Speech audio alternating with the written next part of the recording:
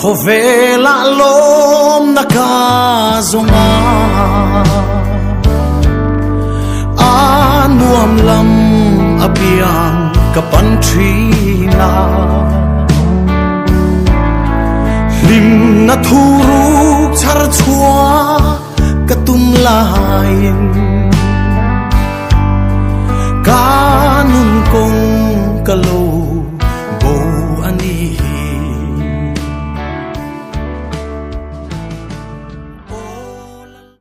Ole guys, we are back. Nasom Sanga is back. First ka mi lo ngai ka em. Em ani chuan ngai chewa. Oh, chuan. Nge ka sai da ka. Ngai ka khana. Ngai comment share ki ro. Bel vet turang tu na ka thi. Alung oil lo le ni. Kong na. Hena ma mesan na kat ve me bo ka hai. Beef dry fry lo. Ghee rice te. Sang mga yan sislar mi tur ziklum lo phet ve na mga hi fel ni tahan lam tra rong kal thawang wang amiron pui tur ngotin zaina hole don ni tian Tahan da ta le da. helama mesan sislar tur arsa aphel ruak don me ka Asa unbox sa. arsa unbox don ni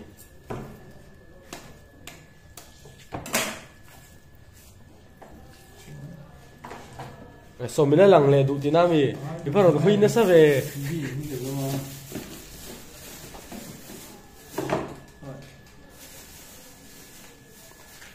ki hi kan nia te hi tian ai ngai mail em mai te no moi chan Bai chu ni thau.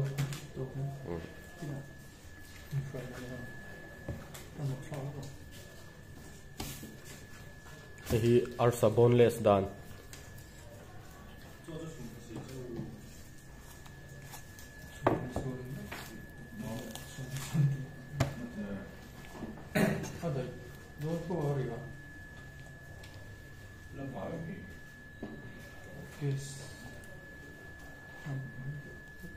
nhiều người lâu vật xuống lắm hết hen đá lồng nè đá chùm nè thấu hiền lâu xuống cái răng à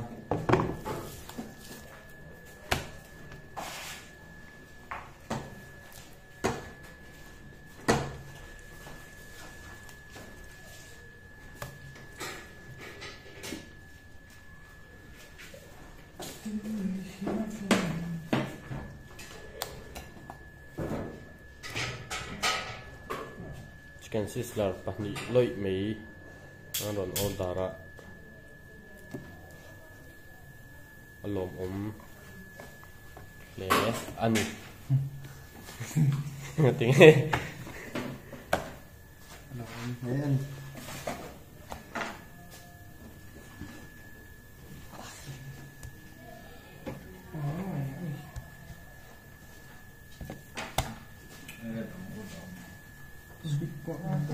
đang chút tắm lâu sizzler rất light kalau siam mà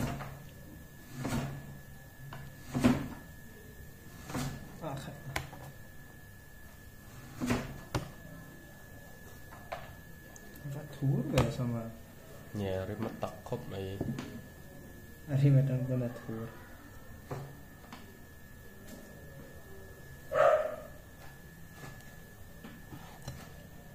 Jan kan tutok ma. và môi đôn em Lúc ngai kupai kai. Nai tak hian zai phil chi si lawin ngai a. phel chia si lawin kan zai phel don te na ne Usak te sa ha. he lama mga yan alu alo great mac boka mai kanon tilang ve don ni Aman ka.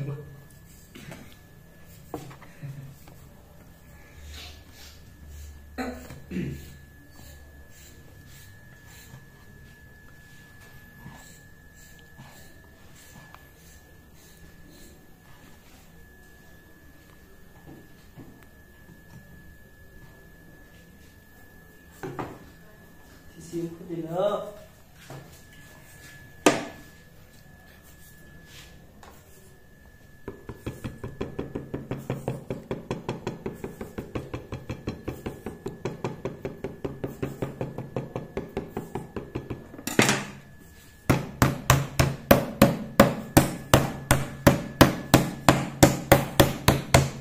Orang hilkan kalau yang punya tu ni. Thôi siêu chẳng hạn.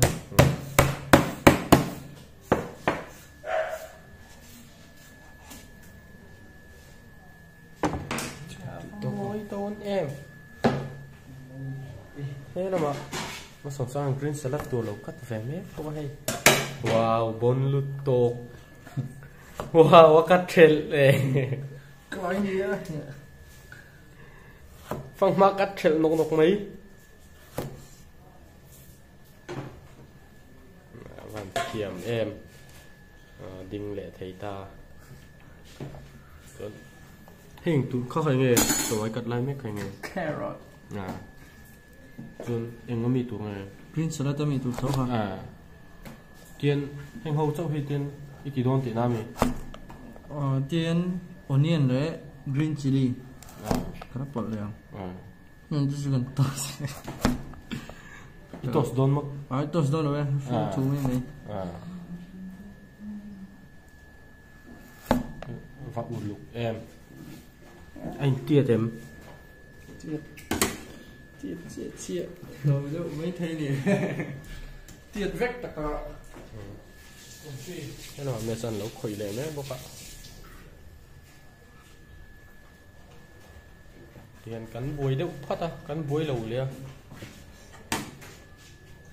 Tiền bùi về hay cắn nọc lìa, bùi lẩu về để cắn cái phái lìa. Mì gì? Tiền chú nè. Nãy đừng chả đến gần cắn nó mì. Chú tiền hiếu chôn ngay in.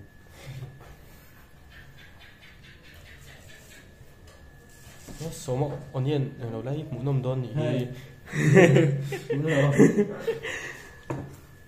Chú lạp thấu nia xiêm lại đôn hay tiếng chị hi. Chơi xiêm lại đôn á. Thế là mình số mấy là pel môi thầy riếu bên cả xe. Slice môi thầy lúc tục. Lẽ số mà. Chính nghe chính nó. Hay chú ở tế tổ mà. Tế tổ cho chết lắm. Cái gì mà bùi về. Onion thara gai tiếng cho. Onion thara cho tí lốc để. Cái ra ngay slice tổ. Thì anh bắt tỉa đó với gần dùng này. Cũng khát à, bác ní slice suộc tí nam ý. Bác hẹt đốn về. Bắt thum mình ha. Nghe bác thum mò. Trái cắn bèng.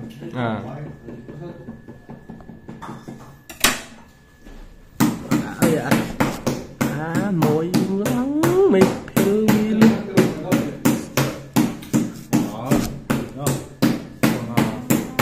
Hiểm. Sao mấy phân này.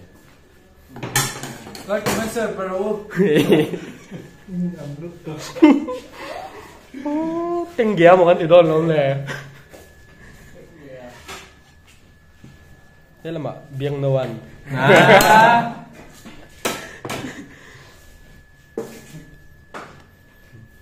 Không em môi à khá. Em mang ngày ngất ghê.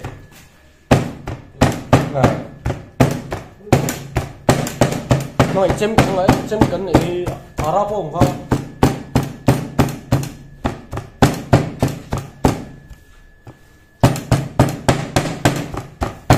Đọc lệ rách đồ nè. Sa minns nè. Hôm nay ra minns được buộc có hạt tùy em xuống đâu á.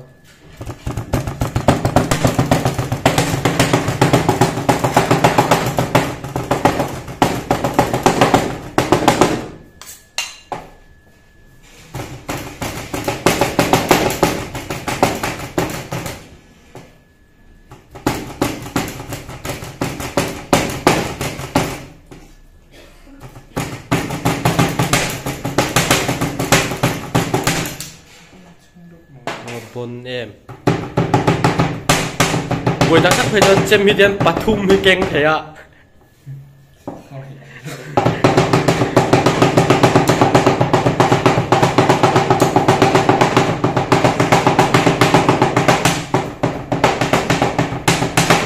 Căng khúc này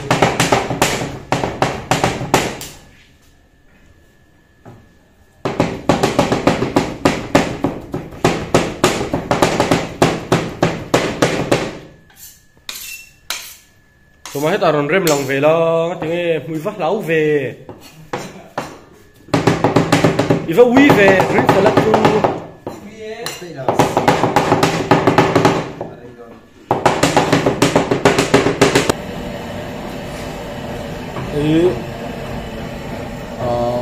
chicken sizzler side portion to honey boiled rice. Rồi mà sống sang tên là blanch dona chum nhé, cái này blanch chip point đó rồi, tôi sống xí đó, chum mà đi, cái đó toast này ha.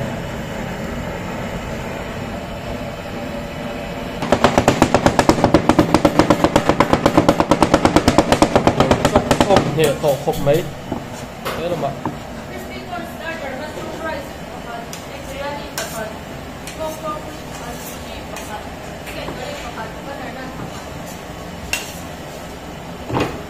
Makaron lút lah.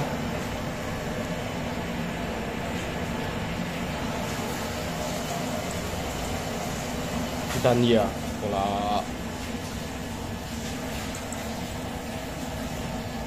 Onion chop ke.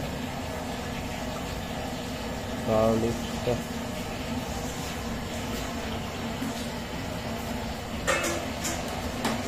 Ini jiji paste kan dikhanya.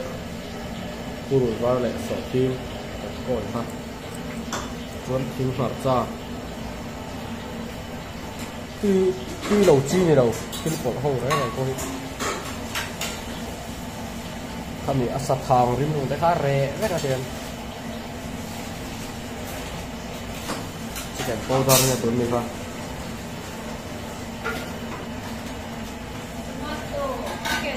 chili powder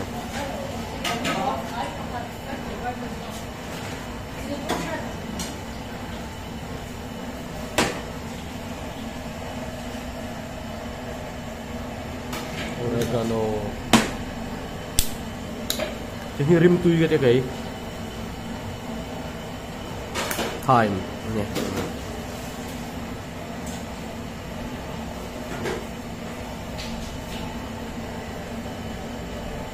đầu chi này đầu sim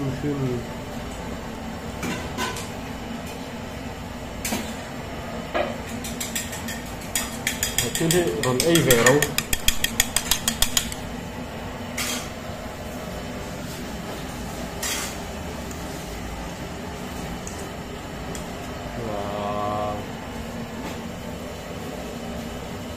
Artu ini tuh ini ha.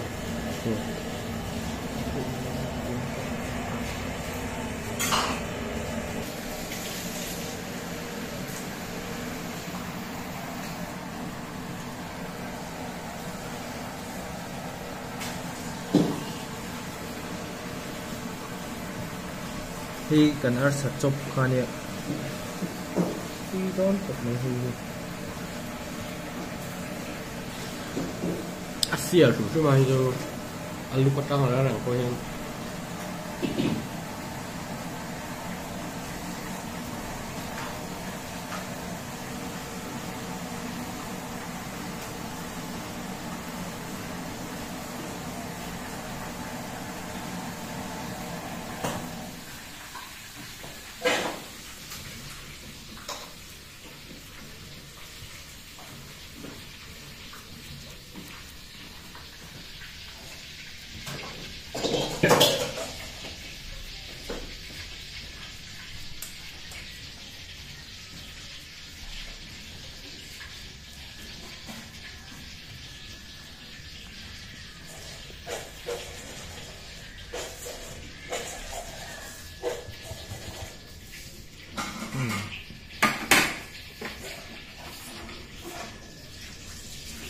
ô mọi người nào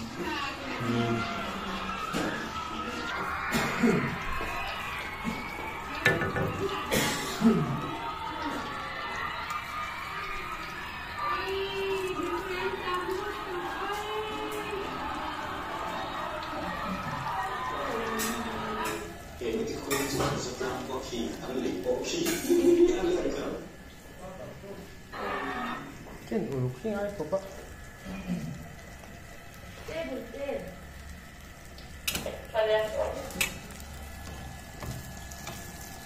và tùy đòn em มันปลาทุ่นตีเหวียง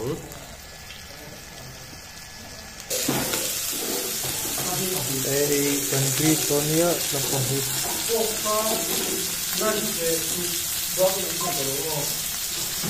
ไม่เราก็ล็อกเตะไม่เย็นเราก็ล็อกเตะเย็นกันเด็ดสักอง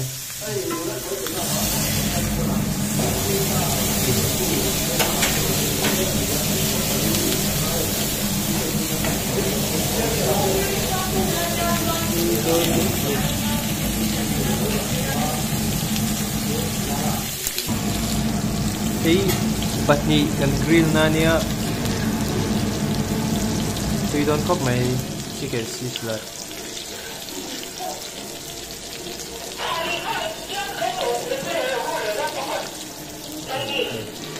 ไม่ได้สักทุกจะละ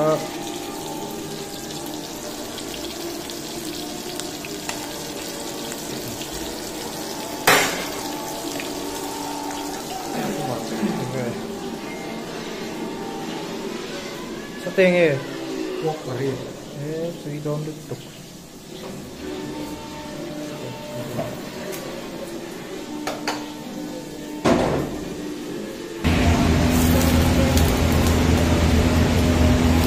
Kan nhìn nuôi xong đấy.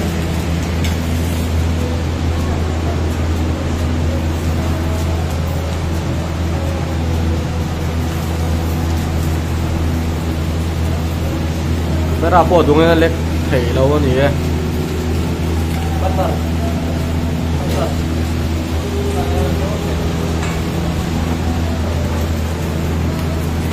Ah boy, na pick up ah.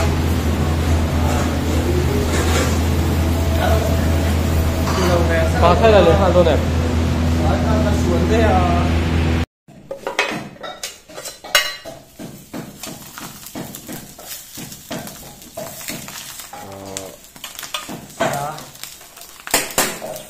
Cái tan chuyên sử dụng không để này phốt sẽ là in được vài một tùy mong xóa đấy luôn. Tiếp là thế. Mấy cái khác nó đều khóc mấy anh em muốn phiệt nè.